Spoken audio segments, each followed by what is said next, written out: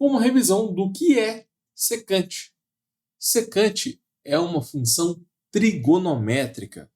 Ou seja, se você esboçar um triângulo retângulo, você consegue relacionar ângulos e os seus lados. E daí você vai entender o que significa secante de x. Vocês lembram aquele negócio de cateto oposto, cateto adjacente, hipotenusa? Galera, secante de x nada mais é do que o inverso do cosseno. Mas o que é inverso? Eu não vou pular nenhum passo. Eu não vou assumir que você sabe o que é inverso. Olha só. Qual é o inverso de A sobre B? B sobre A. Inverso é trocar o numerador com o denominador. Normalmente a gente coloca o expoente menos 1 para indicar a operação de inverso. Tudo bem? Agora, quanto é o inverso de 2? Aí não tem nada no denominador. É aqui que a galera trava e vai mal na prova. Não passa em cálculo de primeira por causa de um detalhe simples. Olha só. O denominador, quando não tem nada, é 1. Qual que é o inverso de 2? Vai ser 1 sobre 2. É só trocar o de cima com o de baixo. Então, no caso da secante, eu estou falando com vocês que secante é o inverso do cosseno. Ou seja, é o cosseno é menos 1. Ou seja, é 1 sobre cosseno de x. Isso é importante para você passar em cálculo de primeira. Essa relação aqui entre secante e cosseno é fundamental. Na dúvida, se você quiser passar secante para cosseno, você consegue resolver o exercício da mesma forma. Agora, no triângulo retângulo, o cosseno de x é o cateto adjacente sobre a hipotenusa. Vamos supor que o x esteja aqui. O cateto adjacente é o cateto que forma o ângulo x. E o cateto adjacente é o ângulo que forma o ângulo x. E como ele é um cateto, ele também forma um ângulo de 90 graus, né?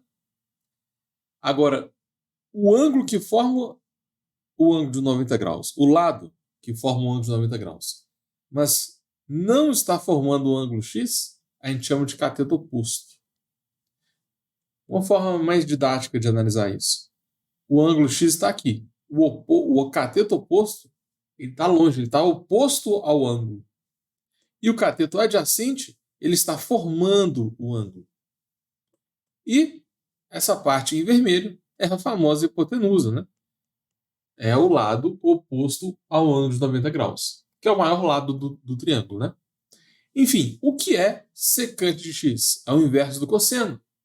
Se cosseno é cateto adjacente sobre hipotenusa, a secante vai ser hipotenusa sobre cateto adjacente. Então, se você quer passar em cálculo de primeira, anota aí no seu caderno. Cosseno é o inverso de secante. E secante é o inverso do cosseno, né? A ida e a volta é verdade. Olha só. Secante de x é o inverso de cosseno. Mas você também pode escrever assim.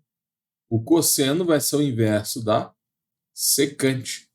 Tudo bem? A ida e a volta são válidas. Tem como você encontrar uma relação entre tangente e secante. E isso aqui é fundamental para você fazer limites, derivadas, integrais e passar em cálculo de primeira.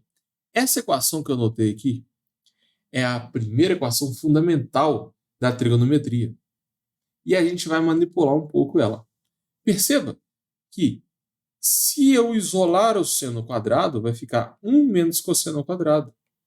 Da mesma forma, se eu isolar o cosseno ao quadrado, vai ficar 1 menos o seno ao quadrado. É por isso que eu gosto de falar que seno e cosseno são melhores amigos. Porque se aparecer um seno ou cosseno, você consegue transformar. Apareceu o seno ao quadrado, você transforma em cosseno, entendeu? Eles são melhores amigos. E também, olha só, qual é a derivada de seno? Cosseno. Qual é a derivada de cosseno? Derivada de cosseno vai dar seno de x.